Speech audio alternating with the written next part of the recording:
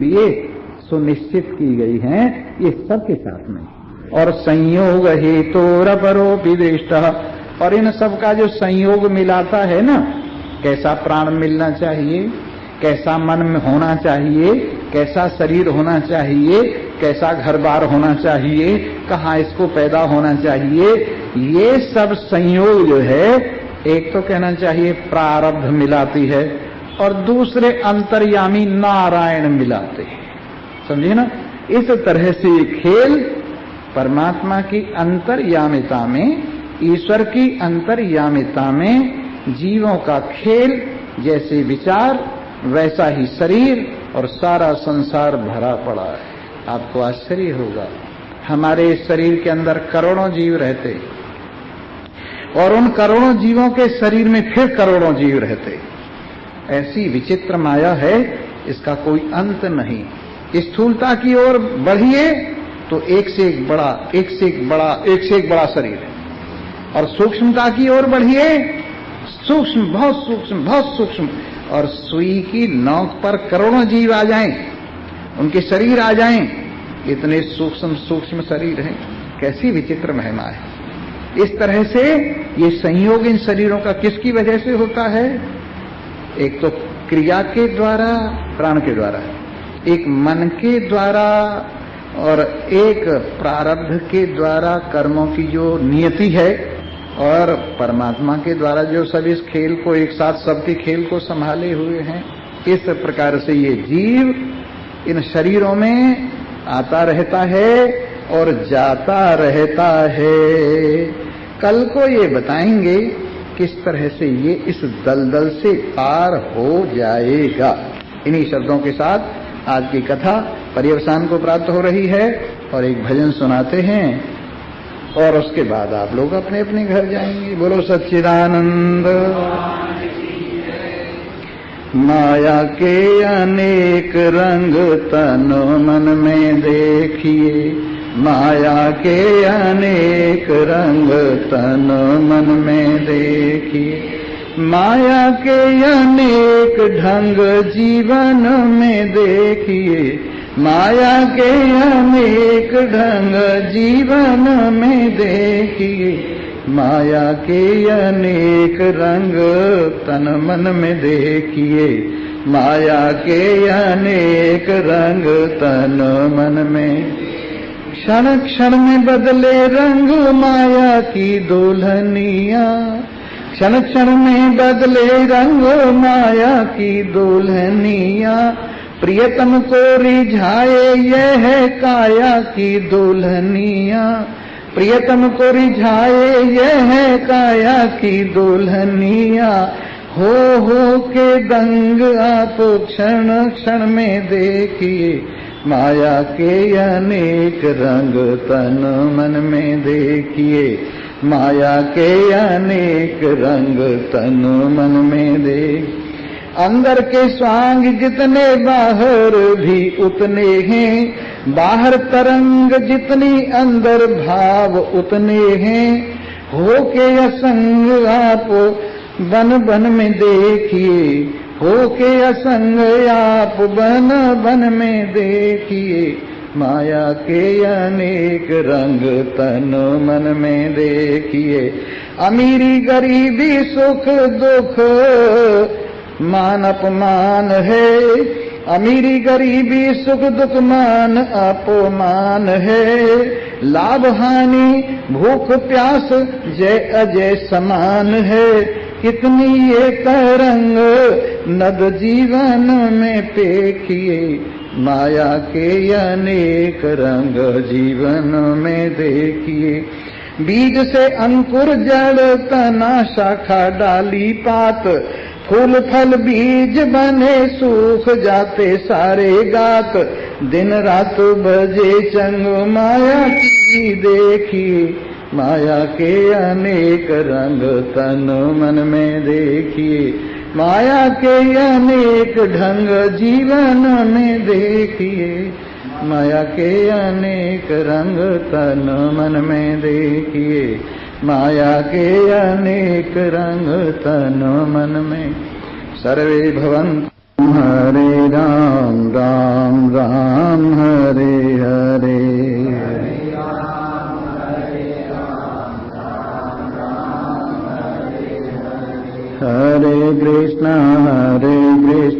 कृष्ण कृष्ण हरे हरे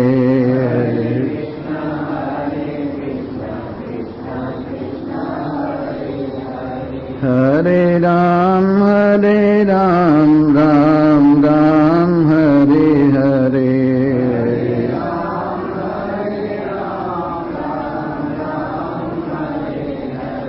हरे कृष्ण कृष्ण कृष्ण हरे हरे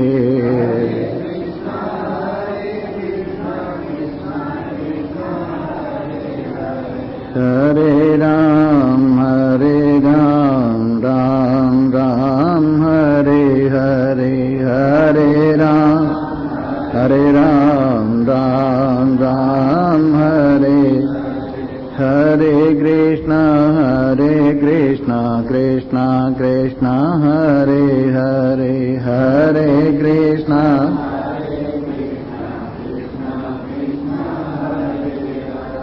मंगल भवन मंगल हारी मंगल भवनाय मंगल उमा सहित जेहि जपत पुरारी उमा सहित जेहि जपत मंगल भवन मंगल हारी मंगल भवनाय मंगल द्रवहु सो दशरथ अजिर बिहारी द्रवहु सो दशरथ अजिर बिहारी हरे राम राम हरे हरे हरे राम राम हरे हरे कृष्ण कृष्ण कृष्ण हरे हरे हरे कृष्ण हरे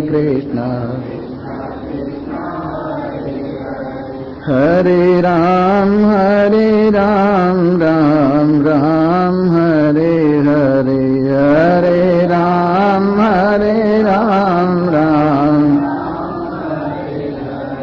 हरे कृष्ण कृष्ण कृष्ण हरे हरे हरे कृष्ण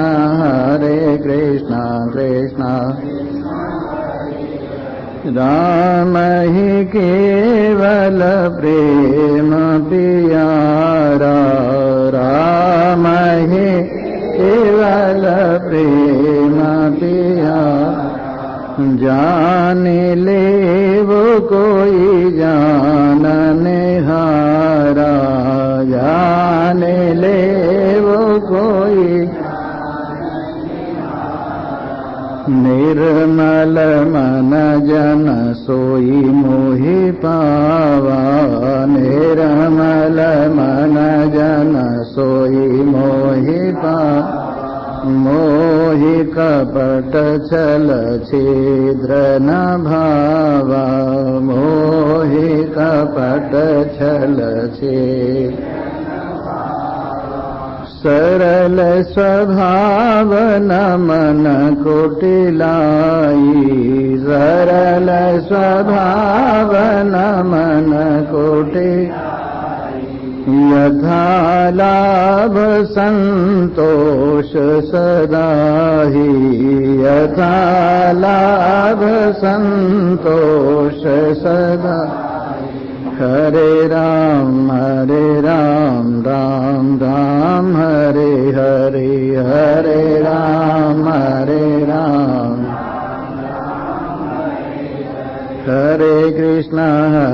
कृष्ण कृष्ण कृष्ण हरे हरे हरे कृष्ण कृष्ण उमा कहूँ मैं अनुभव अपना उमा कहूँ मैं अनुभव सत हरि भजन जगत सब सपना, सत हरि भजन जगत सब। राम भजन बिन सुनहु खगेशा, राम भजन बिन सुनहु मिटह न जीवन केरि कलेशा, मिटह न जीवन केरि। तरहि न बिनसे ये मम स्वामी, तरहि न बिनसे ये मम स्वामी। राम नमामि नमामि नमामि, राम नमामि नमामि। हरे राम राम राम हरे हरे, हरे राम राम। हरे कृष्णा कृष्णा कृष्णा हरे हरे, हरे कृष्णा कृष्णा। राम कथा सुंदर करतारी, राम कथा सुंदर करतारी। संशय बिहग उड़ावन हारी, संशय बिहग उड़ावन। राम कथा शशि किरण समाना, राम कथा शशि किरण समाना। संत चकोर करहि जेहि पाना, संत चकोर करहि जेहि। राम कथा के ते अधिकारी, राम कथा के ते। जिन कहे सतसंगति अति प्यारी, जिन कहे सतसंगति अति। हरे राम राम राम हरे हरे, हरे राम। हरे कृष्णा कृष्णा कृष्णा हरे हरे, हरे कृष्णा कृष्णा। कामदेव एहि मार्ग सोई, कामदेव एहि मार्ग। जापे कृपा राम की होई, जापे कृपा राम की। तुम्हारी कृपा तुम्हि रघुनंदन, तुम्हारी कृपा तुम्हि रघु। जानिए भगत भगत उर चंदन, जानिए भगत भगत उर। जाने वही जेहि देहु जनाई, जाने वही जेहि देहु। जानत तुम्हि होई जाई, जानत तुम्हि। हरे राम राम राम हरे हरे, हरे राम राम राम। हरे कृष्णा कृष्णा कृष्णा हरे हरे, हरे कृष्णा कृष्णा। हरे राम राम राम हरे हरे, हरे।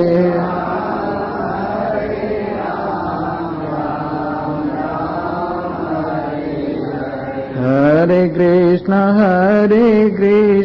कृष्णा कृष्णा हरे हरे, हरे।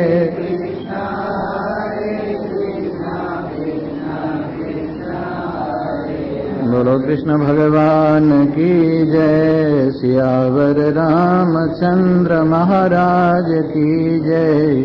उमापति महादेव की जय। पवन सुत हनुमान की। बोलो भाई सब संतन की जय। नारायणाय नमो नमः। श्री कृष्णाय वयं नमः। हरि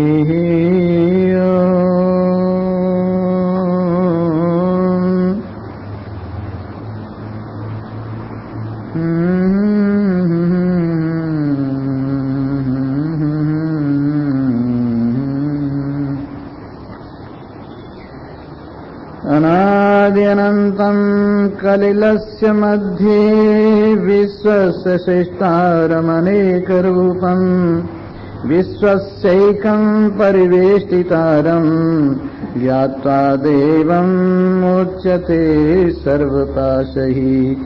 भावग्राह्यं मनीडाख्यं भावाभावकरं शिवम् कलासर्गकरं देवं ये विदुस्ते जहोस्तनम्।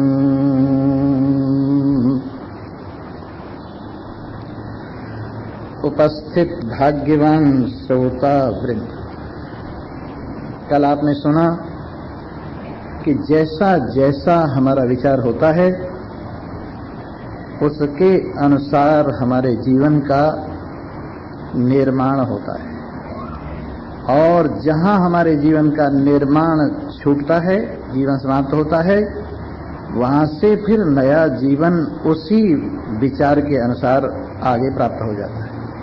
इस प्रकार हमें विशेष ख्याल अपने मन का रखना है, क्योंकि यदि आपका मन ठीक है तो आपका जीवन ठीक है।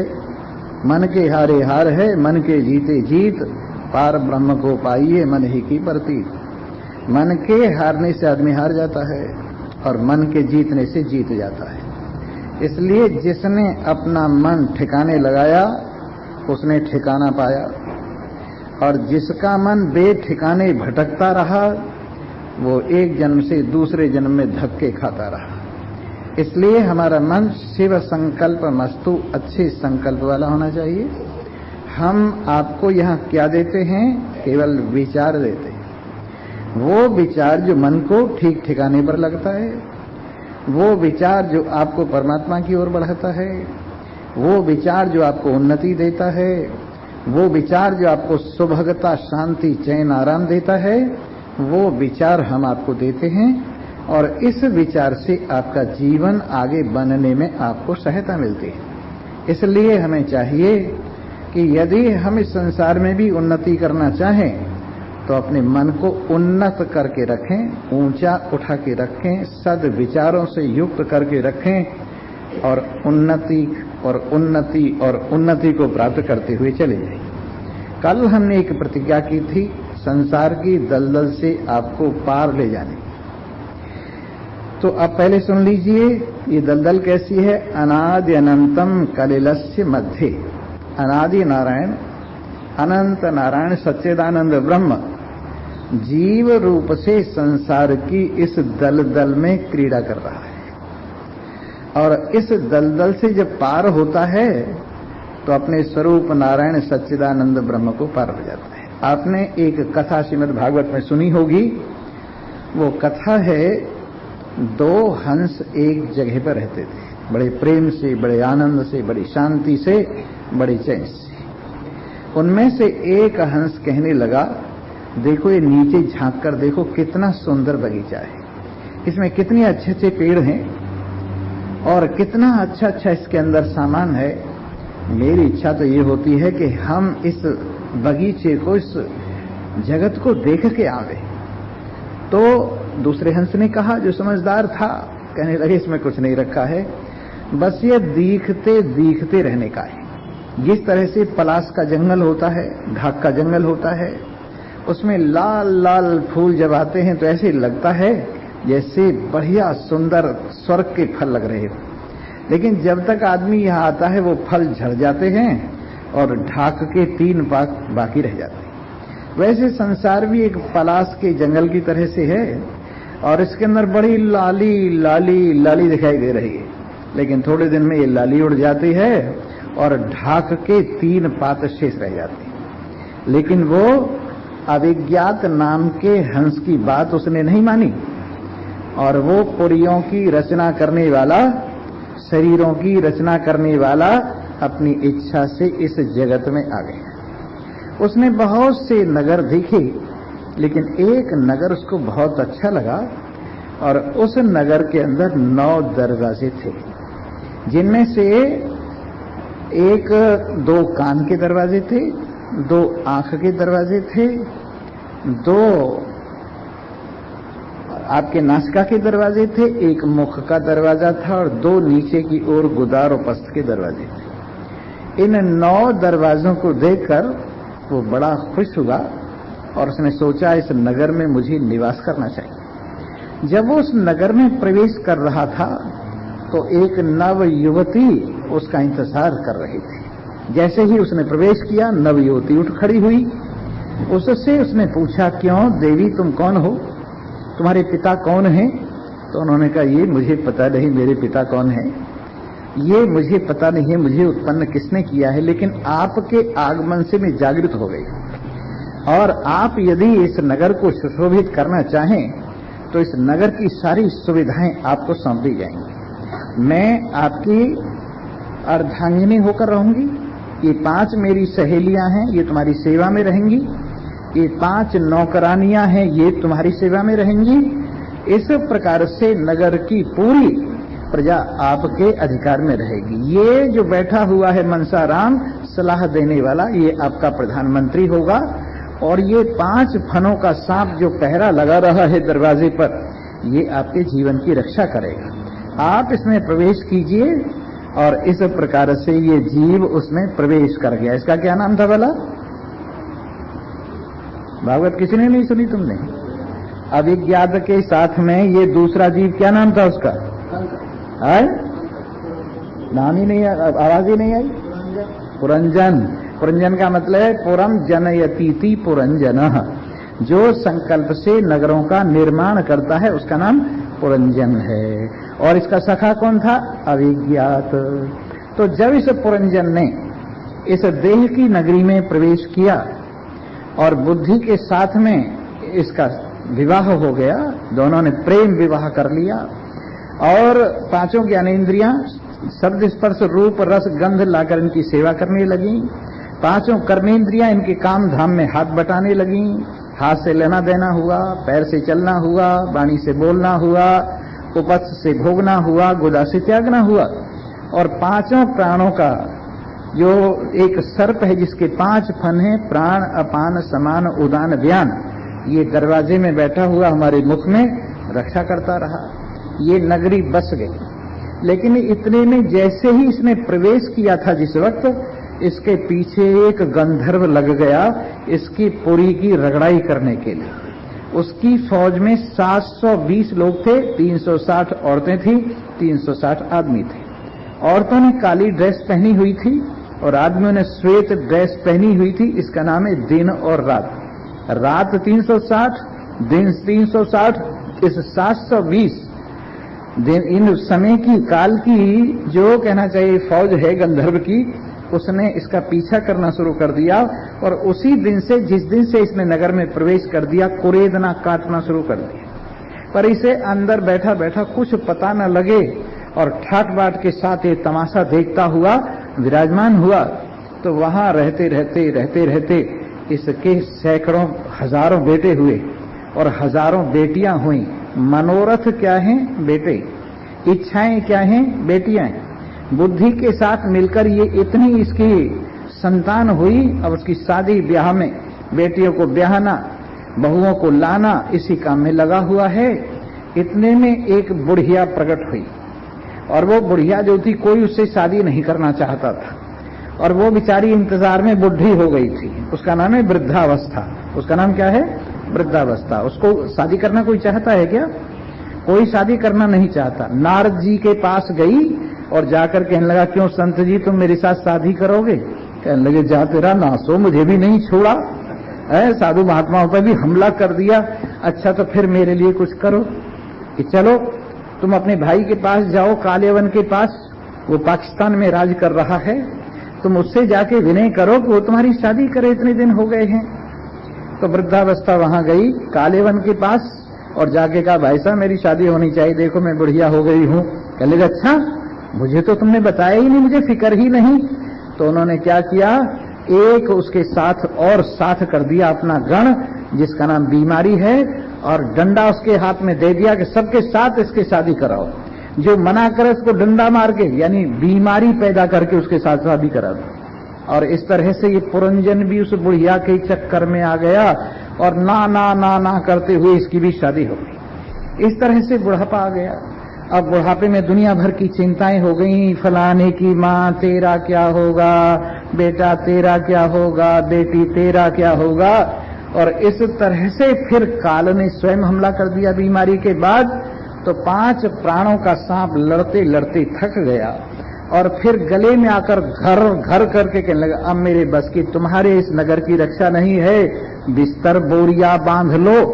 रोते धोते बेचारा पुरंजन दूसरे शरीर को प्राप्त हुआ, क्योंकि घरवाली की याद करते करते मरा था, इसलिए इसका शरीर स्त्री का होगा, वहां इसका नाम पुरंजनी हो गया। पुरंजन से क्या हो गया, ये पुरंजनी हो गया। एक राजा की लड़की के रूप में प्रकट हुआ, एक राजा के साथ इसकी शादी हुई और वहां भी इसने खूब बाल बच्चे वगैरह की सेना देखी। और इसके बाद वानप्रस्थ आश्रम में जंगल में चले गए दोनों मियाँ बीवी, राजा भी और रानी भी। वहां जंगल में जाकर राजा का शरीर शांत हो गया।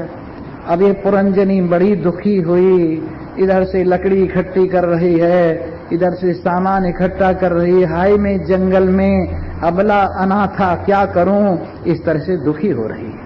तो अविज्ञात को ये भूल गए थे, लेकिन अविज्ञात ने इनको फिर भी याद रखा और प्रकट होकर के कहा, अरे तुम मुझे पहचानती हो कि नहीं? नहीं महाराज, मैं कहाँ पहचानती हूँ, मैं तो घर से बाहर नहीं निकली, मैं तो महाराजा के सिवाय किसी और को जानती भी नहीं हूँ। उन्होंने कहा, आंख खोल के देख मूर्खानंद, न तू पुरंजनी है न पुरंजन है, मुझ अविज्ञात को समझ।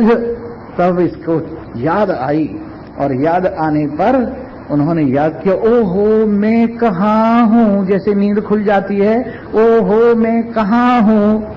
जैसे एक मोटा आदमी था, उसने सोचा है मोटापा बड़ा खराब है, चलो सुसाइड कर लेते। तो उसने छत पे से छलांग मारी, 7 आदमियों के ऊपर पड़ा और 7 निगट गए, पर ये बच गया। इसको जो है ना हॉस्पिटल में ले गए, होश आया, कहने लगे मैं कहाँ हूँ कि तू तो यही है, पर वो 7 चले। इस तरह से इसको याद आई कि मैं कौन हूँ, कहाँ हूँ। अरे ना समझ, तो हमारा सखा पुरंजन है, अपने आप को देख, मुझे विज्ञात को देख।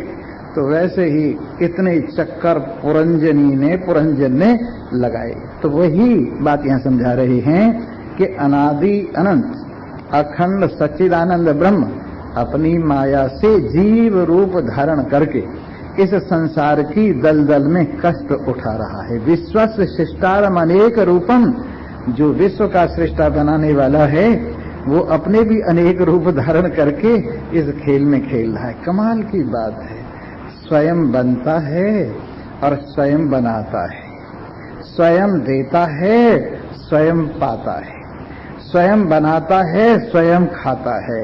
कैसा विचित्र है, अन्न भी यही है और अन्न को भोजन करने वाला भी यही है। एक ऋषि ने ये जब अनुभव किया तो उपनिषद में कहा, हाउ हाउ हाउ। बड़ी विचित्र बात, अंग्रेजी में भी आश्चर्य के अर्थ में हाउ है, तो यहाँ भी बड़ा आश्चर्य, हाउ हाउ हाउ।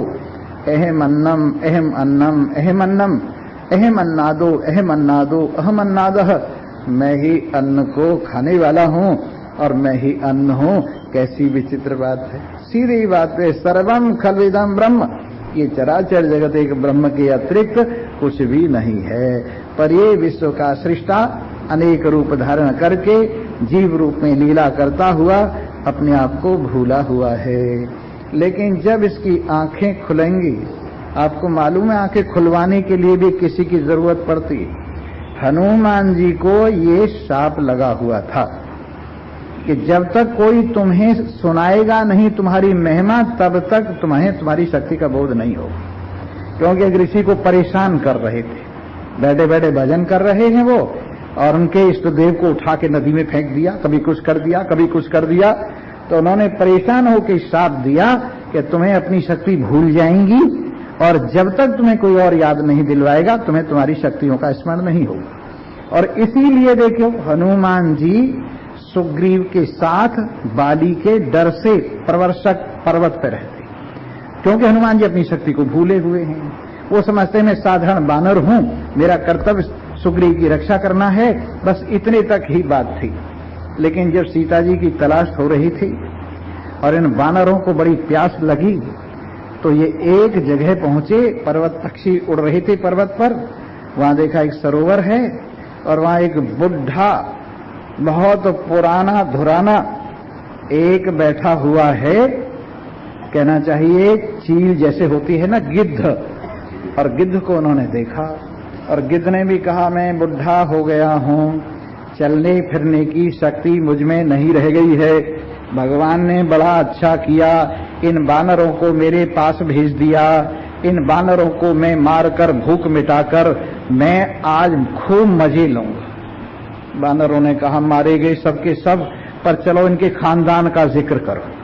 तो उन्होंने कहा अरे वाह वाह गृद्धराज जटायु तुमको धन्यवाद है, अरे तुमने सीता जी के रक्षण में अपने प्राण दे दिए, भगवान की सेवा करते हुए तुमने अपना शरीर न्योछावर कर दिया, तुम प्रशंसनीय हो, तुम्हारा खानदान प्रशंसनीय है। तो संपाति ने सोचा अरे गृद्धराज जटायु तो मेरा छोटा भाई, वो भगवान श्री राम के काम आ गया, भगवान का स्मरण करते करते भगवान को प्राप्त हो गया, अरे मुझे भी कुछ करना चाहिए। कहने लगे भाई सुनो, ये तुमने जो हमारे भाई का समाचार तो दिया है, पहले तो हम उनको तर्पण करते और फिर भाई तुम हमें कोई काम बताओ जिसमें हम तुम्हारी सहायता करें कि हम भगवान श्री राम की अर्धांगिनी जानकी को खोजने आए।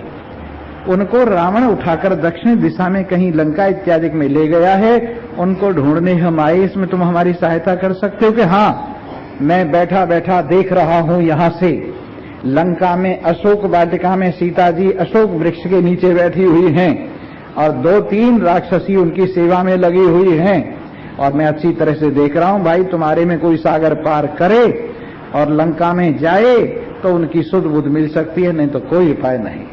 ये बानर लोग फिर समुद्र के किनारे पर आ गए, कहने लगे भाई क्या करें। एक कहने लगा चौथाई तो मैं पार कर सकता हूं, दूसरे ने कहा भाई आधा मैं पार कर सकता हूं पर आगे नहीं जा सकता, तीसरे ने कहा पौना मैं पार कर सकता हूं पर आगे गति नहीं, अंगद ने कहा पूरा जा सकता हूं पर वापस नहीं आ सकता। जब सबने अपने अपने बल का वर्णन किया, हनुमान जी चुपचाप बैठे थे, तो जामवंत जी ने उनको उनके बल की याद दिलाई और कहा हे हनुमान तुम ऐसे ऐसे करोड़ों सागरों को पार कर सकते हो, हे शिव जी के अवतार, हे पवन पुत्र तुम क्या नहीं कर सकते हो, हे केसरी नंदन।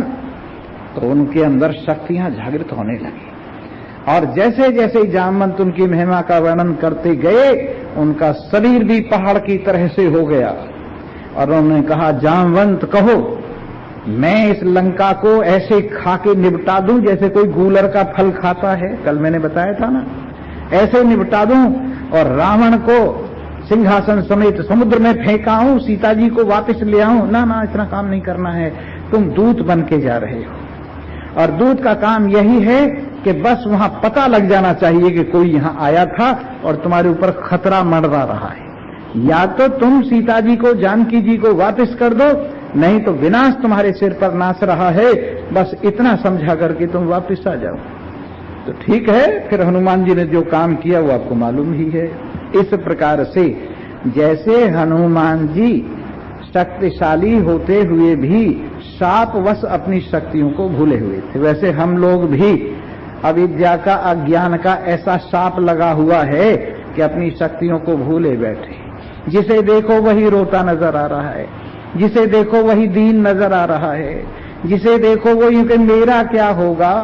लेकिन जब कोई महान पुरुष बताता है अरे तू अपने आप में झांक कर देख, तू अपना पर्दा हटाकर देख, तू अपने आप को अविद्या से एक तरफ करके देख, तू शुद्ध सच्चिदानंद ब्रह्म है और सारा ब्रह्मांड तेरे कल्पित अंश में निवास करता है। सैकड़ों सैकड़ों अवतार तुझसे प्रकट होते हैं, सैकड़ों सैकड़ों ब्रह्मा विष्णु महेश तुझसे प्रकट होते हैं, सैकड़ों ब्रह्मांड तुझसे शक्ति सामर्थ्य पाते हैं, तू अपने आप को क्यों भूल गया है? यही बात याद दिला रहे हैं। विश्वस्य सृष्टारम, जो विश्व का सृष्टा बनाने वाला है, पर जीव रूप में अनेक रूप से जो लीला कर रहा है, जब ही अपनी महिमा को समझता है और विश्वस्य एकम परिवेष्टितारम, सारे विश्व को एक ही महान शक्ति ने परिवेष्ट किया हुआ है, अपने आप में संभाला हुआ है। चराचर जगत उसी में रखा हुआ है, जैसे ईशावास्यमिदं सर्वम यत किंच जगत्याम जगत तेन त्यक्तेन भुंजी था मां गधय कसि धनम। ये सारा जगत एक ईश्वर से आवासित है, वही इसका ताना है, वही इसका बाना है। जैसे कपड़ा होता है, सोते ही उसका ताना होता है, सोते ही उसका बाना होता है, उसी प्रकार से इस संसार का ताना बाना वही है। संसार तो नाम मात्र को है, पर इसके अंदर परमात्मा की ही सत्यता है। जैसे घड़ा नाम मात्र को है, उसमें मिट्टी की सत्यता है, जैसे आभूषण नाम मात्र को है, उसमें सोने की सत्यता है, जैसे लहरें नाम मात्र को हैं, उसमें जल की सत्यता है, वैसे ही चराचर जगत में एक नारायण की सत्यता है। और वो नारायण अपने आप को देख, तू ही है जिसे तू ढूंढ रहा है। ढूंढता फिरता हूं मैं इकबाल अपने आप को, आप ही गोया मुसाफिर, आप ही मंजिल हूं मैं स्वयं अपने आप को ढूंढ रहा हूं। मेरे मित्र, हम सब लोग अपने आप को ढूंढ रहे हैं, और जिस दिन अपने आप को ढूंढ लेंगे, सब एक ही तो हैं। न राग रहेगा, न द्वेष रहेगा, न अपना रहेगा, न पराया रहेगा, न ऊंचाई रहेगी, न नीचाई रहेगी। एक मेवा द्वितीयम सजातीय विजातीय स्वगत भेद, एक ही पदार्थ शेष रह जाएगा, जिसमें न आना है, न जाना है, न मरना है, न जीना है, न बंधन है, न मुक्ति है, देश काल वस्तु कुछ भी नहीं है। ऐसा नारायण जब ये इस देव को जानता है, चराचर में निवास करने वाले एक देव को जानता है, जिसमें भूत वर्तमान भविष्य तीनों काल नहीं है, ऐसे देव को जानता है। आदमी अपने आप को मापता है। कैसे मापता है? पहले वालों के साथ अपना मुकाबला करता है और भूतकाल की बात सोचता है। भूतकाल में ऐसा था, पहले ऐसा हुआ, पहले ऐसा हुआ, पहले ऐसा हुआ, मैं भला वैसा कैसे हो सकता हूं? ये इसकी बहुत बड़ी मूर्खता है कि अपने आप को भूतकाल से मापता है। भूतकाल में जो बीत गया वो भी कल्पित है, और वर्तमान में जो कुछ दिख रहा है वो भी कल्पित है, पर देखने वाला वही। भूतकाल में जो कुछ हुआ उसको देखने वाला आज वर्तमान काल में वही देखने वाला है। दृश्य बदल गए हैं, देखने वाला नहीं बदला है। तो देखने वाला है, न किसी से बड़ा है, न किसी से छोटा है। बेकार अपने आप को दीनहीन समझकर क्यों किसी के सामने पूंछ हिला रहा है? क्यों जानवर बन के अपनी दीनता दिखा रहा है? सबके अंदर वही एक नारायण है। यहाँ न किसी से घृणा की जा सकती है और न किसी का भय किया जा सकता है, क्योंकि भय करने के लिए अपने से अलग कोई नहीं है, कोई बड़ा नहीं है, कोई छोटा नहीं, बराबर का भी कोई नहीं है, ईर्ष्या भी नहीं है। अगर समझ लिया जाए तो न भय है और न ईर्ष्या है, न घृणा है, ये सब चीज है ही नहीं, पूरी शांति है। जहां पर द्वैत है वहां दुख है। द्वितीयाद्वयी भयम भवति, जहां द्वैत की कल्पना करता है किसी रूप में, वहीं भय होता है। आज मान लीजिए एक चीज को आप खराब समझ रहे हैं, एक को अच्छी समझ रहे हैं, हो सकता है वो खराब चीज कल को अच्छी हो जाए और आपकी अच्छी वाली खराब हो जाए। पहले जमाने में गेहूं का मूल्य बहुत था, चने का मूल्य बहुत हल्का था, चने को गरीब आदमियों का खाना समझा करते थे। लेकिन ऐसा पलटा मारा समय ने, आजकल चने की कीमत ज्यादा और गेहूं नीचे चला गया है। इस प्रकार से ये ऊंचाई नीचाई तो समय के अनुसार होती जाती रहती है, लेकिन तू जो वास्तविक सत्य है, तेरे अंदर किसी तरह की न ऊंचाई है न नीचाई है। अपने अंदर दीनता करना अपने आप का अपमान करना है, अपने अंदर तुच्छता मानना अपने आप का अपमान करना है। ठीक है, ठीक है, एक ही नारायण विराजमान है और वो शरीरों की दृष्टि से नहीं मापा जाता है, यहां तक कि बुद्धि की दृष्टि से भी नहीं मापा जाता है। ये बुद्धि और शरीर तो एक कल्पना मात्र है, लेकिन इनमें फर्क कुछ भी नहीं। चाहे 1 करोड़ रुपए का मंदिर है और चाहे 10 रुपए का मंदिर है, ठाकुर में फर्क नहीं है, मंदिर में फर्क हो सकता है। वैसे शरीरों में फर्क हो सकता है, लेकिन आत्मा में कोई फर्क नहीं है। ऐसा नारायण सर्वशक्तिवान जब इसको अपने आप में अनुभव करता है, ज्ञात्वा देवम, इस देव को जानकर, कैसे जानकर? मैं यही हूं ऐसे जानकर, दूर दूर से जानकर नहीं, अलग अलग से पहचान कर नहीं, मैं यही हूं। अच्छा ये बताइए, आप अपने आप पर पर्दा पड़ने से दुखी हैं या दूसरे किसी और के पर्दा पड़ने से दुखी?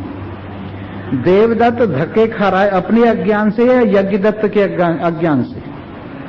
जरा अच्छी तरह से सोचकर बताओ, देवदत्त जो धक्के खा रहा है अपने अज्ञान से खा रहा है या यज्ञदत्त के पर्दे से खा रहा है, अज्ञान से खा रहा है? कहना पड़ेगा देवदत्त अपने अज्ञान से धक्के खा रहा है। वैसे ही हम लोग किसी और के अज्ञान से नहीं, अपने में ही कल्पित, अपने को ही ढकने वाले अज्ञान से धक्के खा रहे हैं। इसलिए अपने आप को ब्रह्म जानना जरूरी है। जब तक आप अपने आप को ब्रह्म नहीं जानते, एक रत्ती भर भी कम समझते हैं, तब तक अज्ञान, अगर 100% आप अपने को ब्रह्म जानते तो अज्ञान की निवृत्ति हो गई, 90% ब्रह्म जानते हैं तो 90% अज्ञान गया, बंधन गया, 50% अपने आप को ब्रह्म जानते हैं तो 50% बंधन गया, और 0% ब्रह्म जानते हैं तो 0% क्या 100% बंधन तुम्हारे। इसलिए इस बात पर हमारा बहुत जोर रहता है कि मैं ब्रह्म हूं। ये जाने बिना अज्ञान अपने आप का दूर नहीं होता है। इसको अपरोक्ष ज्ञान कहते हैं। ब्रह्म है, परमात्मा है, ये परोक्ष ज्ञान है, लेकिन मैं ब्रह्म हूं ये अपरोक्ष ज्ञान है। और इस अपरोक्ष ज्ञान से यह ज्ञान की निवृत्ति होकर अपने आप में अनुभव होता है, चिदानंद रूपः शिवोहम शिवोहम। क्या क्या मना किया? मनोबोधि अहंकार चित्तानि नाहम, न च श्रोत्र जिह्वी न च घ्राण नेत्रे, न च व्योम भूमिर्न तेजो न वायु, चिदानंद रूपः शिवोहम शिवोहम। मैं मन नहीं हूं, इसलिए मन का संकल्प विकल्प नहीं हूं। बुद्धि नहीं हूं, इसलिए बुद्धि की अल्पता वाला ज्ञान भी नहीं हूं। मनोबुद्ध अहंकार चित्तानि नाहम, और चित्त भी नहीं हूं जिसका संबंध भूतकाल के चिंतन से है। अहंकार भी नहीं हूं जिसका सीमित शरीर से संबंध है। मैं मन बुद्धि चित्त अहंकार नहीं, अंतःकरण नहीं। अंदर करने के साधन अलग है और मैं अलग हूं। और उसी प्रकार से बाह्य करण 5 ज्ञानेंद्रियां हैं, वो भी बाहर करने के साधन है, वो मैं नहीं हूं। मनोबुद्ध अहंकार चित्तानि नाहम, न च श्रोत्र जिह्वी न च घ्राण नेत्रे, न च व्योम भूमि न तेजो न वायु। ये 5 भूत और 5 भूतों से स्थूल शरीर की चंदे की चौपाल बनी है, उससे भी मैं अलग हूं। इस कूढ़े करकट को अलग कर देने के बाद मैं कौन हूं? चिदानंद रूपः शिवोहम शिवोहम। आपको ये ध्यान कभी आता है कि चिदानंद रूपः शिवोहम शिवोहम? कभी ये ख्याल करते हैं? या अपने दुख को दूर करने के लिए कोई तो माला पहने फिर रहा है, मैंने कहा भाई क्या है? कि जी रुद्राक्ष की माला है। मैंने कहा किस लिए पहन रखी है? कि इससे हार्ट अटैक नहीं होता, इससे ब्लड प्रेशर हल्का हो जाता है। मैंने कहा यार जाने दे, फिर तो कोई मरेगा ही नहीं। 10-10 मालाएं पहने रहो गले में, एक भी नहीं मरेगा। तो उन साधनों से अपने आप को अमर करना चाहता है, जो साधन अमर कर ही नहीं सकते। अब शरीर को कौन अमर कर सकता है? चाहे कितनी माला पहन लो, तुलसी की पहन लो, रुद्राक्ष की पहन लो, तिलक लगा लो, भस्म का लगा लो, चंदन का लगा लो, किसी का लगा लो, और ये मानो कि इससे मैं अमर हो जाऊंगा। ये तो आपका ख्याल है, ये तो आप शरीर की सेवा कर रहे हैं, आत्मा का तो इससे कोई संबंध ही नहीं। आत्मा के गले में कोई माला नहीं डाली जा सकती, न रुद्राक्ष की डाली जा सकती है, न तुलसी की डाली जा सकती है, न फूलों की डाली जा सकती, पर आप इसी में लगे हुए। और हमारे जैसा कोई कह दे तो बुरा मानते। अगर हमारे जैसा कोई कह दे, अजी तुलसी की निंदा कर रहे थे, तुलसी की निंदा नहीं कर रहा था, आत्मा की प्रशंसा कर रहा था। जैसे मान लीजिए एक लड़के का ब्याह है और उस लड़के की तारीफ की जाए, ऐसा लड़का त्रिलोकी में पहले कभी हुआ ना आज है, तो इससे आप लड़कों की निंदा समझ रहे हैं कि उस आदमी की प्रशंसा, उस दूल्हे की प्रशंसा समझ रहे हैं। जैसे मैंने एक दूल्हे के ब्याह में ये कहा कि ऐसा लड़का दुनिया में कभी हुआ ही नहीं, तो इसमें और लड़कों की निंदा समझ रहे हैं कि इसकी प्रशंसा समझ रहे हैं? कल को सोच विचार के आ जाना। मेरा तात्पर्य जिसका ब्याह उसी के गीत। कोई पौधा है जिसमें अंदर कोई माला है, न कोई तिलक है, और ये सब चीज है ही नहीं। अगर मैं ये कहूं कि इनसे आत्मा का कोई संबंध नहीं, तो इसमें निंदा की क्या बात है? आत्मा का तो शरीर ही नहीं है। जब शरीर ही नहीं है तो फिर ये सब चीजें कहां लगेंगी? लेकिन आदमी ऐसा है, कुछ इधर की सुन ली, कुछ इधर की सुन ली, कुछ उधर की सुन ली, और बस गड़म सड़म। जैसे एक हलवाई की दुकान पे गया, कहने लगा भाई पेड़े क्या भाव हैं? भाई ये 200 रुपए किलो है, 1 किलो डाल दे। और ये रबड़ी क्या भाव है? 150 रुपए किलो, ये भी डाल दे। और ये जलेबी क्या भाव है? 100 रुपए किलो, ये भी डाल दे। और लड्डू 150 रुपए किलो, ये भी डाल दे। और फिर दूध कि ये 30 रुपए किलो, ये भी डाल दे। और सबको रगड़ दे। रगड़ के कहने लगे इसमें से 100 ग्राम दे दे। इतना सामान इकट्ठा करवा के क्या कहा इसमें से 100 ग्राम दे दे? क्यों स्वामी जी? भक्ति क्या होती है? स्वामी जी निष्काम कर्म क्या होता है? स्वामी जी ज्ञान क्या होता है? स्वामी जी ये क्या होता है, वो क्या होता है? उससे तिलक से क्या फायदे हैं, माला से क्या फायदे हैं, गंगा के नहाने से क्या फायदे हैं? सबको रगड़ रगड़ा के अजी हमें कुछ लेना थोड़े ही था, हम तो पूछ रहे थे यार। बताओ, सारी रात रोई, एक ही मरा, वही उठ के चला गया। ये हालत है लोगों का। अगर आदमी को सचमुच अपना कल्याण करना है तो उसको समझना चाहिए ऋते ज्ञानम न मुक्ति, बिना ज्ञान के मुक्ति होने वाली नहीं है। इस प्रकार से विश्वस्यैकम परिवेष्टितारम, जो अकेला ही सारे विश्व को अपने आप में समेटे हुए है, भूतकाल भी जिसमें कल्पित है, वर्तमान काल भी जिसमें कल्पित है, भविष्य काल भी जिसमें कल्पित है, सारा संसार जिसके ख्याल में है, उस परमात्मा को यदि आत्म रूप से जाना जाए, कितना स्पष्ट कहा, अयम आत्मा ब्रह्म। वेद कहता है अयम आत्मा ब्रह्म। हम छोटी मोटी बातें सुन लेते हैं, लेकिन भगवान वेद जो कहता है उसकी तरफ ध्यान नहीं देते। फला महात्मा ने ऐसा कहा है, फला महात्मा ने ऐसा कहा है, फला महात्मा ने ऐसा कहा है। परमात्मा ने क्या कहा है? वेद तो परमात्मा की वाणी है। वेद परमात्मा की वाणी है। परमात्मा कहता है अयम आत्मा ब्रह्म। परमात्मा कहता है प्रज्ञानम ब्रह्म। परमात्मा कहता है तत्वमसि। परमात्मा कहलवाता है अहम ब्रह्मास्मि। जब वेद ये बात कह रहा है तू ब्रह्म है, तो इससे अलग तू जो बात मान रहा है छोटे मोटों की, उसका क्या मूल्य है? लेकिन जिस दिन तू इस वाणी को, वेद वाणी को श्रवण करेगा और इस बात को समझेगा कि वेद मुझसे ही प्रकट हुआ है और मुझी को बता रहा है।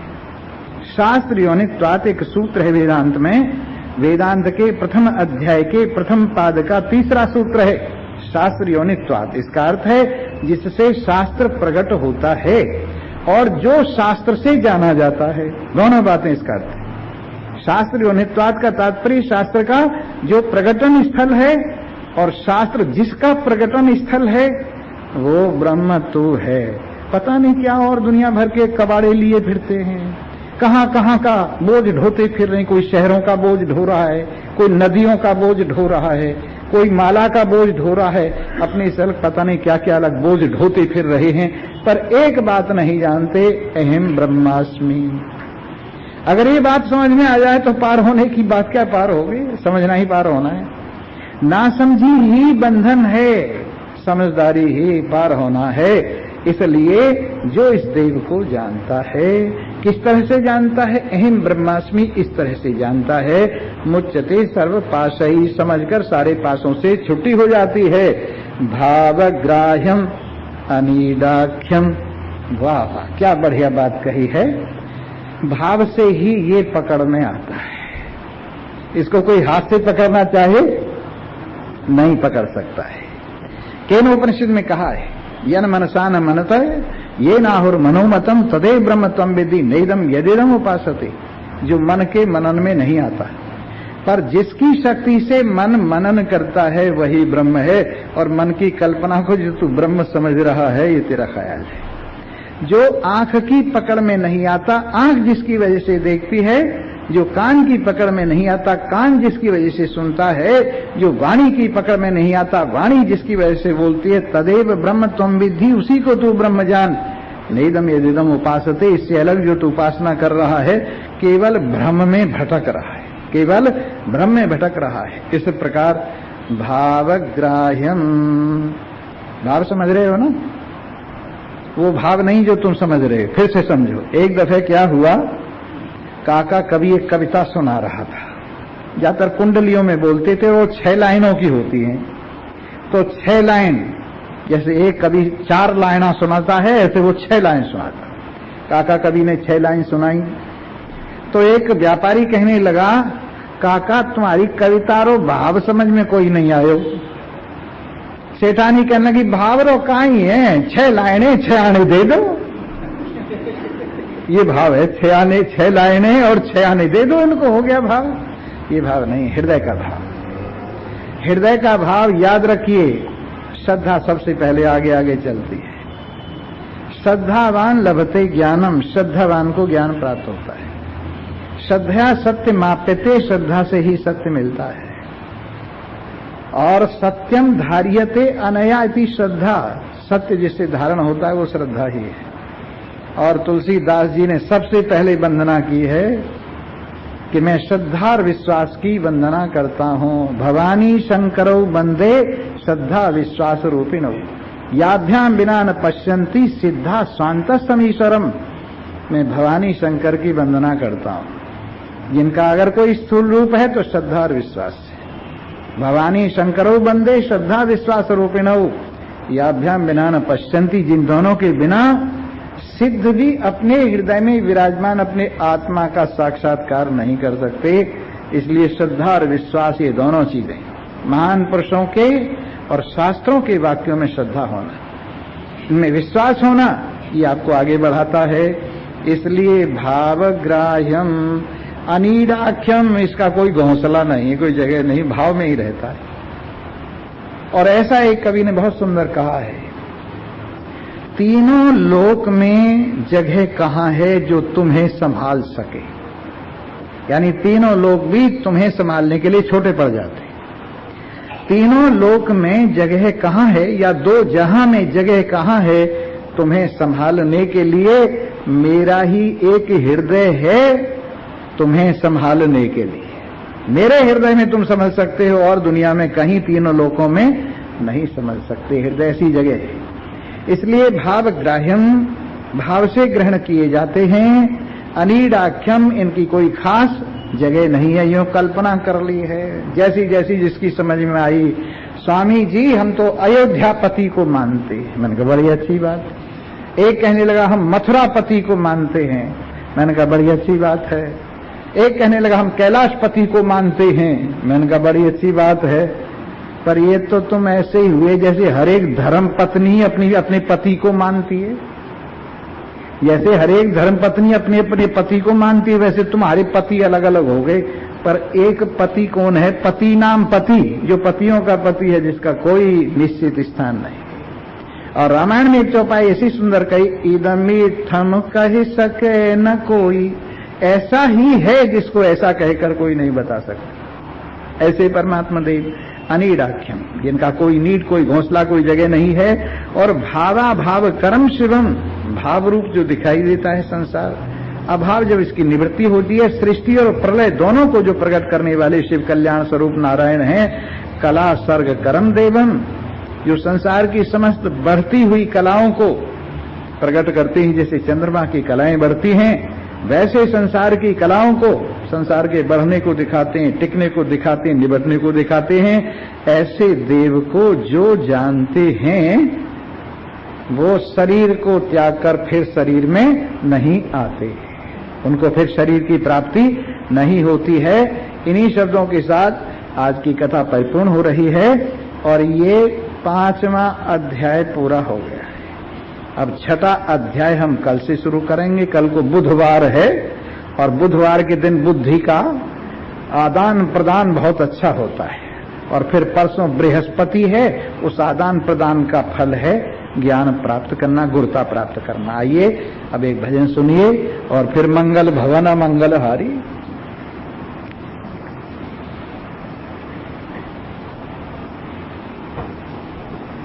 ज्ञान झड़ लागी रे सुन लो संत सुजान, ज्ञान झड़ी लागी रे कोई समझे संत सुजान। हाँ भर यौवन वैराग्य हुआ है सुन सुन बंसी तान, भर यौवन वैराग्य हुआ है सुन सुन बंसी तान। मधुर मधुर अंदर रस जागा, मधुर मधुर अंदर रस जागा करे कोई अनुमान, ज्ञान झड़ लागी रे कोई समझे संत सुजान, ज्ञान झड़ लागी रे पिया रस पागी रे कोई समझे संत सुजान। प्रियतम जी ने दर्शन देके खींच लिए ये प्राण, प्रियतम जी ने दर्शन देके खींच लिए ये प्राण। सभी जगह से मनुआ हट गया, सभी जगह से मनुआ हट गया, एक जगह परमाण दरस अनुरागी रे कोई समझे संत सुजान, ज्ञान झड़ लागी रे कोई समझे संत सुजान। सांवरिया लो लागी मन में छोड़ा सभी जहान, सांवरिया लो लागी मन में छोड़ा सभी जहान।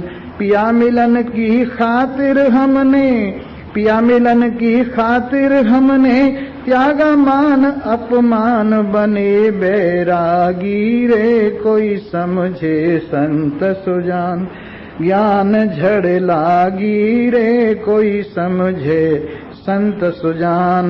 कपड़े धोए बर्तन मांजे भिक्षा करी महान, सब संतों के चरण दबाए, सब संतों के चरण दबाए तब उपजाए ज्ञान, आत्मरत जागी रे कोई समझे संत सुजान, ज्ञान झड़ लागी रे कोई समझे संत सुजान। बाई चांस इसमें थोड़ी सी जीवनी मिल गई, अब क्या करूं वही निकल आया। सर्वे भवन्तु सुखिनः, सर्वे सन्तु निरामया, सर्वे भद्राणि पश्यन्तु मा कश्चित् दुःखभाग् भवेत्। ओम शांति शांति। नाम साचो तेरो, नाम साचो तेरो,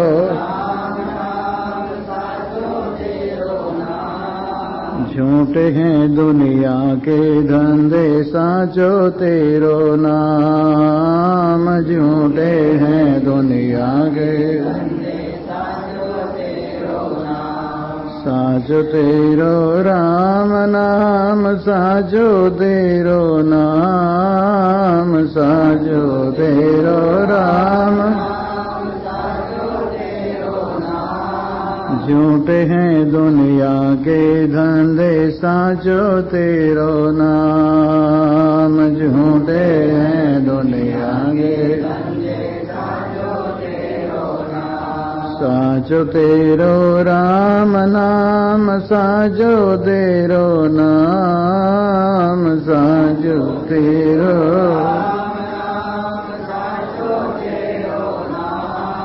झूठे हैं दुनिया के धंधे साचो तेरो नाम, झूठे हैं दुनिया के क्या ले करके आए जग में, क्या ले करके जाओगे, क्या ले करके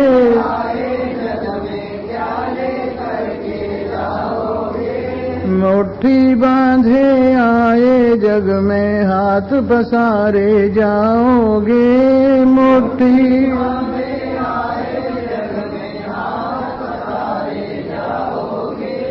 हाथ पसारे जाओगे, हाथ पसारे जाओगे। साचो तेरो राम नाम, साचो तेरो नाम, साचो तेरो झूठे हैं दुनिया के धंधे साचो तेरो नाम। झूठे हैं दुनिया के धंधे साचो तेरो नाम। साचो तेरो राम नाम साचो तेरो नाम। साचो तेरो झूठे हैं दुनिया के धंधे साचो तेरो नाम। झूठे हैं दुनिया के दुनिया की दुकानों का ये सारा सौदा झूठा है। दुनिया की दुकानों का ये जानबूझकर फिर भी फंस जाए भाग्य उसी का फूटा है। जानबूझकर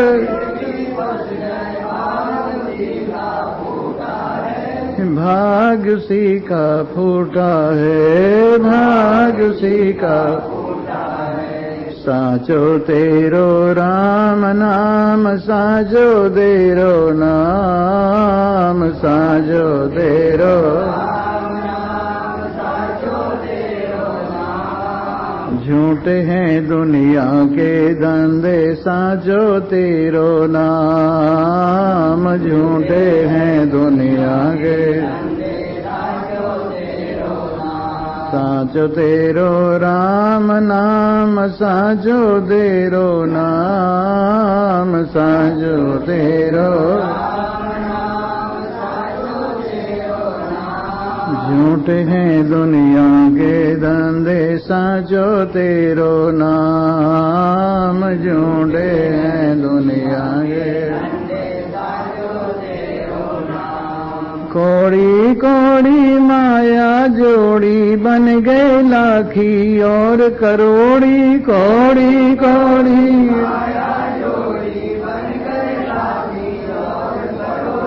अंत समय में साथ किसी के जाति नहीं है एक भी कौड़ी। अंत समय में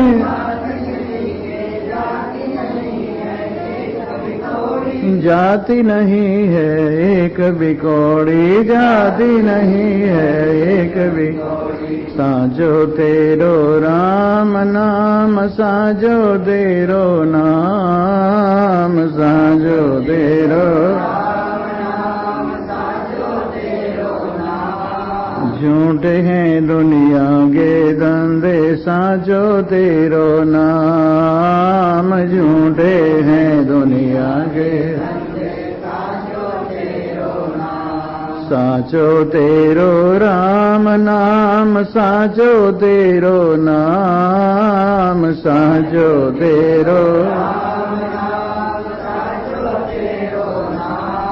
झूठे हैं दुनिया के धंधे साचो तेरो नाम। झूठे हैं दुनिया के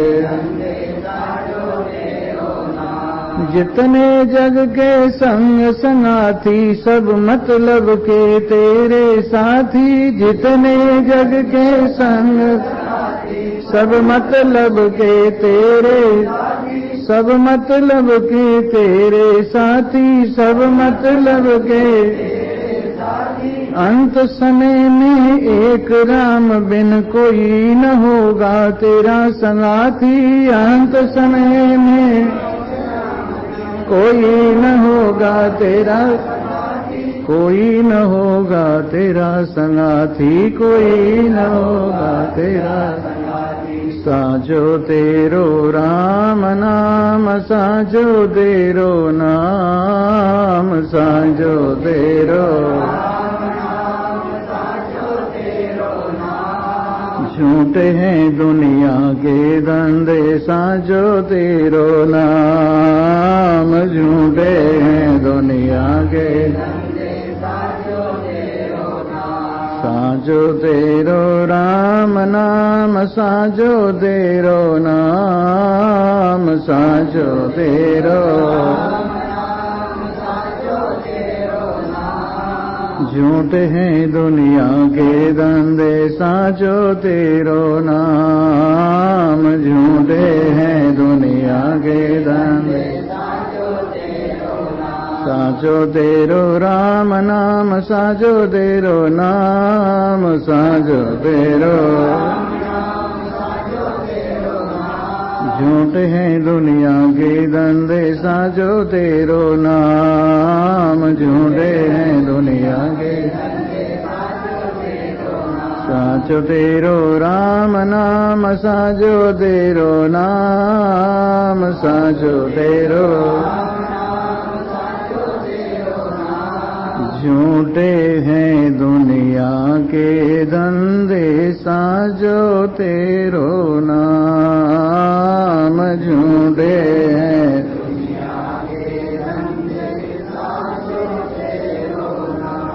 बोलो कृष्ण भगवान की। सियावर रामचंद्र महाराज, उमापति महादेव, पवन सुत हनुमान की।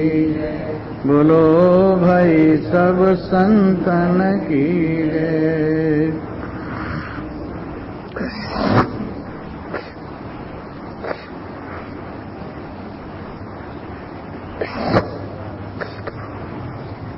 गोविंदाय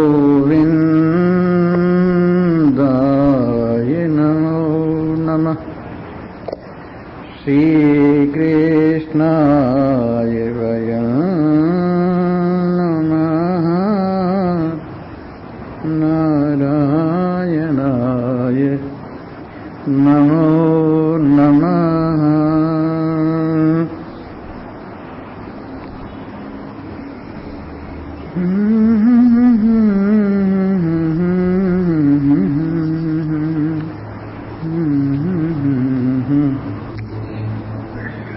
छठा अध्याय, प्रथम मंत्र चल रहा है।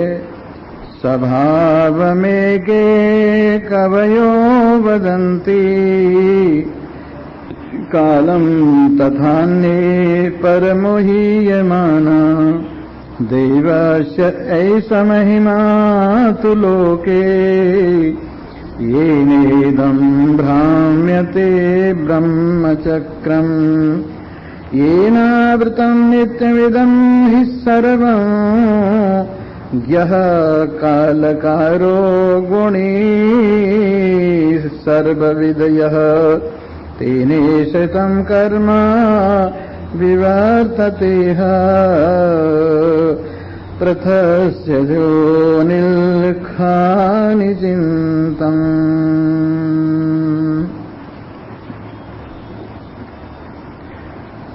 उपस्थित भाग्यवान श्रोता वृंद, कल भगवान की असीम कृपा से श्वेताश्वतर उपनिषद का 5वां अध्याय परिपूर्णता को प्राप्त हुआ और आज परमात्मा देव की महती कृपा से श्वेताश्वतर उपनिषद का 6ठा अध्याय आपके सन्मुख प्रारंभ करने जा रहे।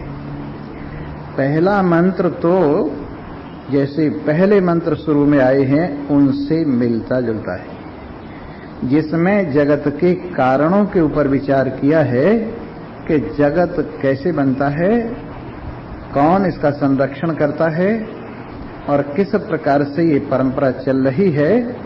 बिल्कुल वैसा ही मंत्र पहला मंत्र है जैसा पहले अध्याय में आया है।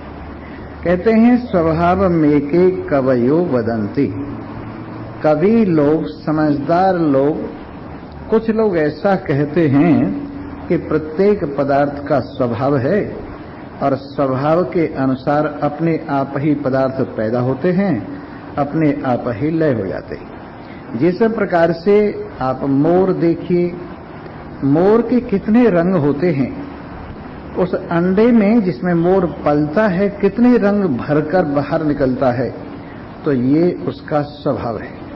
जिस प्रकार से आम है उसमें जितना रस होता है ये उसका स्वभाव है।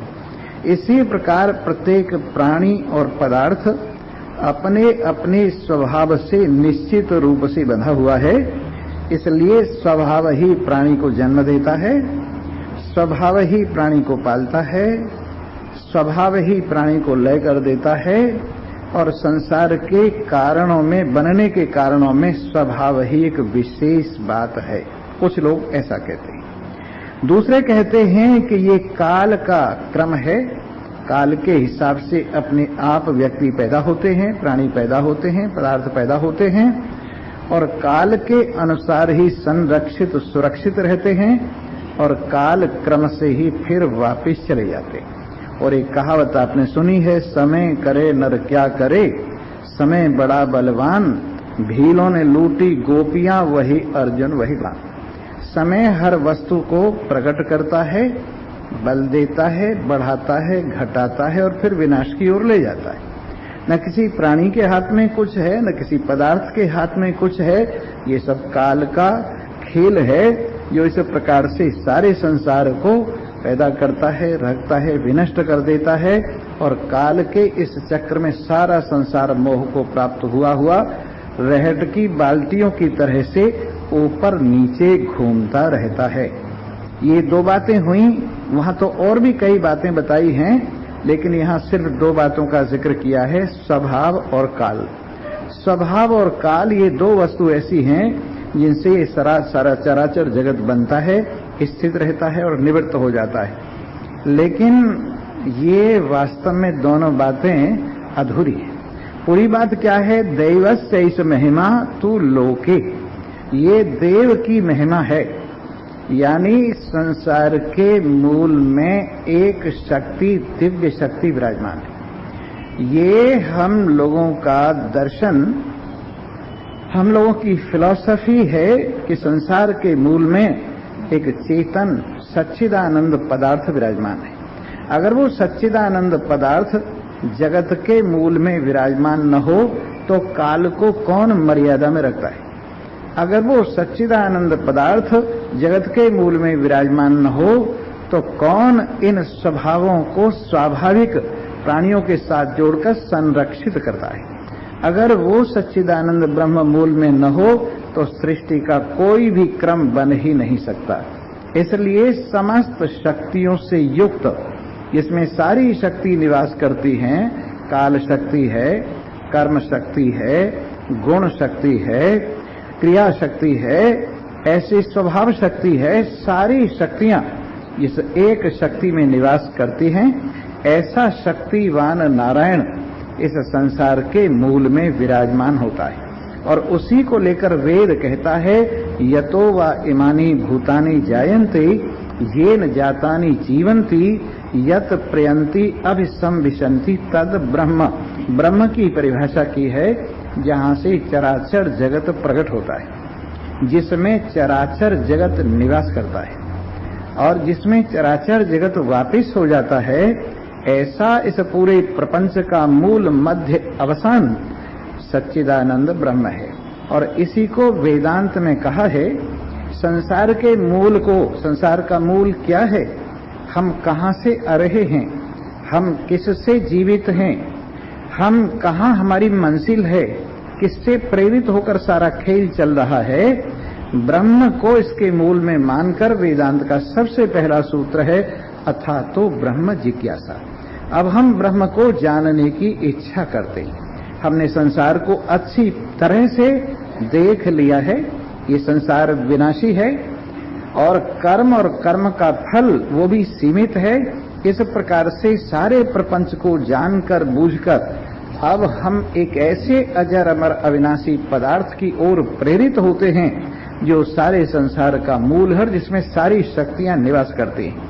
इसलिए संसार से वैराग्य होने पर, इस लोक और परलोक के पदार्थों को मिथ्या जान लेने पर, इन विषयों को दुख रूप जान लेने पर, बंधनकारी जान लेने पर, संघर्ष का कारण जान लेने पर, सारे दुख का मूल जान लेने पर, जो अजर अमर शुद्ध सच्चिदानंद ब्रह्म जो इस सबके मूल में निर्विकार रूप से विराजमान है, उसको जानने की हम इच्छा करते हैं। इसका नाम है अथातो ब्रह्म जिज्ञासा। आप लोग आगे आ जाइए, लाइन में लग जाइए। जो तीसरी लाइन वाले हैं लाइन में ऊपर यहां से शुरू कर दीजिए। जी हाँ, तो बात चल रही थी उस ब्रह्म को जानने की जिज्ञासा, इच्छा है, जिसको जानकर बंधन कट जाते, जिसको जानकर दुख दूर हो जाते, जिसको जानकर फिर संसार के चक्र में नहीं आना पड़ता, और जो संसार का मूल मध्य अवसान है, उस ब्रह्म को हम जानना चाहते हैं। यह है अथातो ब्रह्म जिज्ञासा। दूसरा सूत्र है तस्माद् यत्ते यतः, यानी जिससे, जन्माद्यस्य यतः, संसार का जन्म होता है, संसार की स्थिति होती है, और संसार जिसमें विलय होता है, जन्मादि अस्य यतः, इस संसार का जन्म, स्थिति और लय जिस ब्रह्म से होता है, उस ब्रह्म को हम जानना चाहते हैं। इसलिए सारे संसार का मूल ब्रह्म है, सारे संसार का मध्य ब्रह्म है, सारे संसार का अंत ब्रह्म है। फिर तीसरा सूत्र है शास्त्र योनित्वात्। कल थोड़ा सा इसमें बताया भी था, जिससे सब शास्त्र प्रकट होते हैं। जो वेद को अपने से प्रकट करके ब्रह्मा जी को सबसे पहले सिखाते, ऐसे शास्त्र जिनसे प्रकट होता है, और जो स्वयं वेदांत शास्त्र से जाने जाते हैं, ऐसे शास्त्र योनित्वात्, शास्त्र ही है प्रकटन स्थल, शास्त्र ही है जिनके दर्शन का स्थल, उन ब्रह्म को हम जानना चाहते। चौथा सूत्र है तत्तु समन्वयात्। समस्त वेद की श्रुतियां इस ब्रह्म तत्व में ही समन्वय को प्राप्त होती हैं। हेर के फेर के सब इसी का वर्णन करती हैं, इसलिए सारी श्रुतियां ब्रह्म में जाकर ही समन्वित होती हैं। ये चार सूत्र सबसे पहले वेदांत शास्त्र के प्रथम अध्याय के प्रथम सूत्र के, ये चार सूत्र बड़े, प्रथम पाद के चार सूत्र बड़े प्रसिद्ध हैं, और कई जगह इनकी इतनी लंबी चौड़ी टीका की है कि 500, 700 पेज इन चार सूत्रों के ऊपर लिखे हुए हैं। इस प्रकार ये ब्रह्म तत्व, यही सभी शक्तियों को अपने में लिए हुए इस संसार का कारण है, और ये इस देव की महिमा है। काल भी उसकी महिमा है, स्वभाव भी उसकी महिमा है, गुण भी उसकी महिमा है, कर्म भी उसकी महिमा है, और तरह तरह के जितने कारण हैं, ये सब परमात्मा की ही महिमा है। ये निदम भ्रामते ब्रह्म चक्रम, वही इस संसार के चक्र को घुमा रहे, वही सेंटर हैं जो इसको घुमाने वाले हैं, पर आप नहीं घूमते, वही सबको चलाते हैं, पर आप नहीं चलते। ऐसे अचल, ऐसे एक रस, ऐसे परम शुद्ध नारायण, उन्हीं से संसार का चक्र घूम रहा है, और उस चक्र के साथ हम भी घूम रहे हैं। कल हमने बताया था, जिस तरह से एक सेंटर होता है, और उस सेंटर से एक पॉइंट निकलता है, और वो पॉइंट सेंटर के चारों ओर घूमकर वृत्त बनाता है, सरकमफेरेंस बनती है, उससे सर्किल बनता है। तो ये संसार का सर्किल माने ब्रह्म चक्र, जिस सेंटर से, जिस मूल पदार्थ से प्रकट हुआ है, और जो पॉइंट इस सर्किल को बनाने वाला है जीव, वह भी इससे प्रकट हुआ है।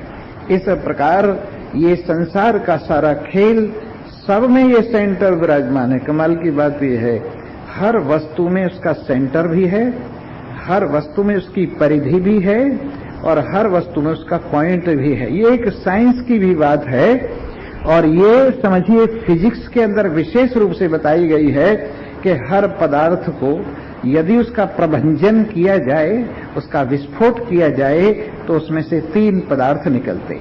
एक तो उसका सेंटर होता है, और एक ऊपर का प्लस का आधा सर्किल और आधा सर्किल माइनस का, ये 3 चीज मिलकर के एक परमाणु बनता है।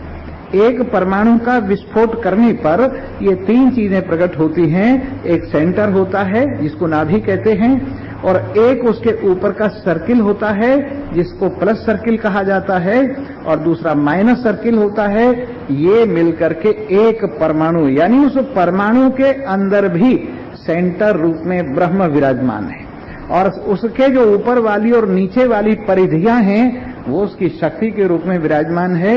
ऐसे ये ब्रह्म चक्र परमात्मा से ही प्रकट हुआ है, परमात्मा में ही विराजमान है, परमात्मा ही इसको घुमा रहे हैं, और बाकी जीव परमात्मा से ही निकलकर इस संसार के चक्र में भ्रम रहे। एक और विशेषता है, जैसे मान लीजिए एक सेंटर है और उस सेंटर के चारों ओर एक सर्किल है और सर्किल की सरकमफ्रेंस जो है उसके ऊपर 100 आदमी खड़े हुए, तो उनसे सेंटर बराबर होगा या आगे पीछे होगा? बराबर होगा।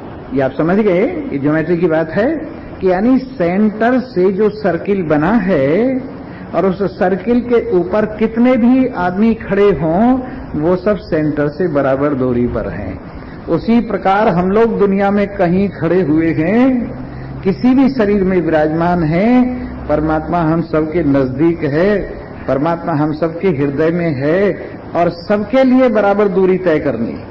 और वो दूरी कौन सी है? थोड़ा सा अंदर की ओर बढ़िए, बहिर्मुखता परित्याग कीजिए, अपने सर्किल को कम कीजिए, अपने सेंटर की ओर बढ़िए और धीरे धीरे आपकी दुनिया कम होती जाएगी।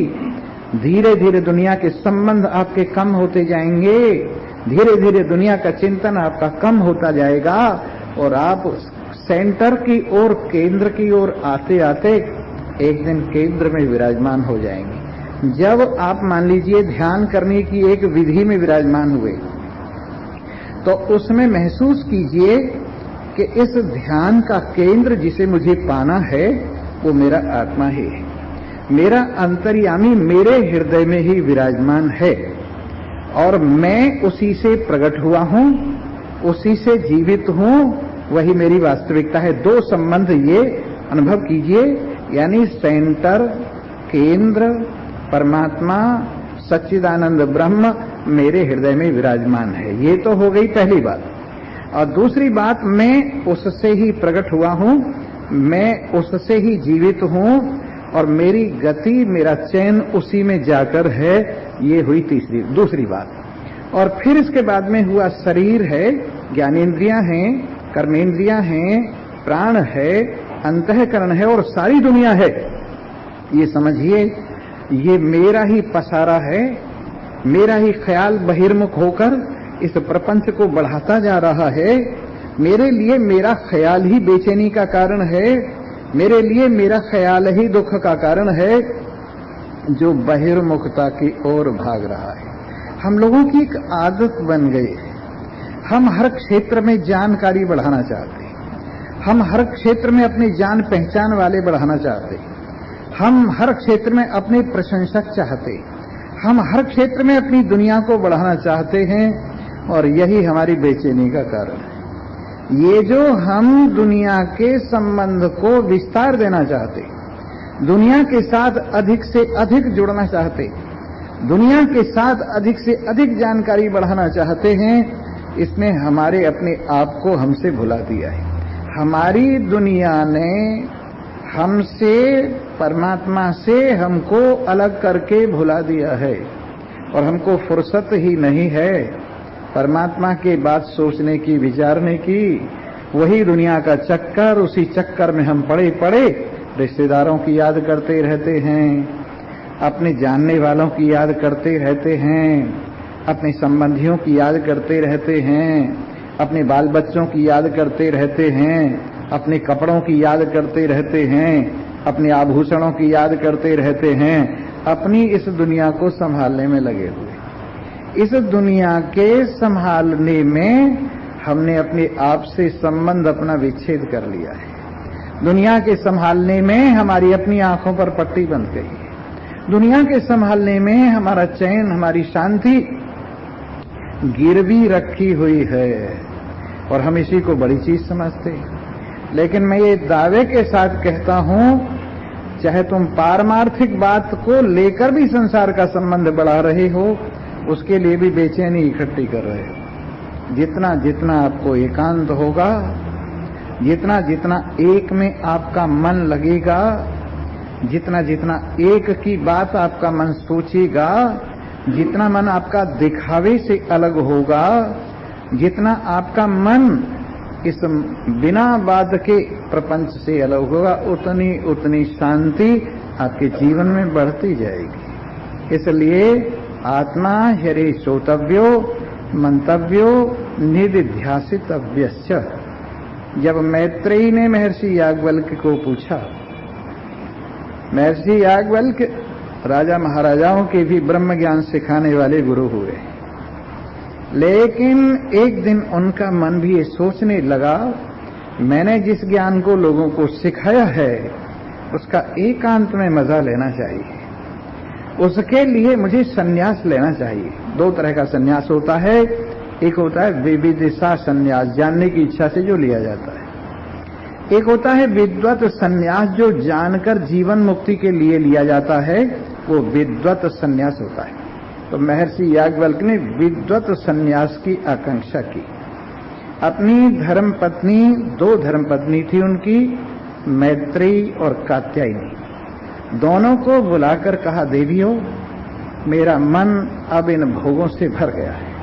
यद्यपि मैंने बड़े बड़े राजा महाराजाओं को ज्ञान प्रदान किया है, लेकिन मैं जीवन मुक्ति का आनंद लेना चाहता हूं। इसके लिए मुझे सन्यास लेना परम आवश्यक है, और ये विद्वत सन्यास मुझे अपने एकांत सुख में, एकांत में विराजमान होकर परमानंद से भरेगा और मुझे जीवन मुक्ति का आनंद मिलेगा। इसलिए सन्यास लेना है, तुम दोनों को पूछना जरूरी है, तुम मेरे पार्टनर हो। तो उन्होंने कहा, वाह पार्टनर हैं हम। कात्यायनी तो चुप हो गई और उन्होंने ये कहा, जो कुछ धन दौलत है वो तुम्हारे में, तुम्हारी संतान में बांट जाऊंगा और मैं यहां से चला जाऊंगा। तो उन्होंने एक बहुत अच्छी बात कही मैत्रेयी ने। कात्यायनी तो चुप रही साधारण स्त्री की तरह से, पर मैत्रेयी ने ये पूछा, प्रभु एक बात बताइए, जो आप त्याग रहे हैं वो अमृत है या विष है? यदि अमृत है तो आप क्यों छोड़ रहे हैं, और विष है तो हम अर्धांगिनियों को देकर क्यों जा रहे? हम तो आपका आधा अंग हैं। जब आदमी भला चाहता है, पूरा भला चाहता है, इसलिए हमारी भी भलाई हो जिसमें, वो हमें प्रदान कीजिए। अगर ये अमृत है तो आप इसको मत छोड़िए, और अगर ये विष है तो हमें क्यों दे रहे हैं? क्या मैं इस धन को पाकर अमर हो जाऊंगी? क्या इस धन को पाकर मेरा मन संतुष्ट हो जाएगा? क्या इस धन दौलत को पाकर मेरी इच्छाएं शांत हो जाएंगी? ये सुनकर महर्षि याज्ञवल्क्य ने कहा, नहीं, ये तो संभव नहीं है। इस धन दौलत से बस गुजारा सा हो जाता है, आदमी थोड़ा आराम से जी लेता, वो भी प्रारब्ध की बात है। कहीं ये मत सोचना कि धन दौलत से ही मौज हो जाती है। हमने देखा, अगर प्रारब्ध में चैन नहीं है, कितना ही धन तुम्हारे पास हो, बेचैनी का कारण बनेगा। पहले धन के कमाने में बेचैनी है, फिर धन की रखवाली करने में बेचैनी है, फिर धन के हाथ से निकल जाने में बेचैनी है। ये चैन धन से नहीं मिलता है।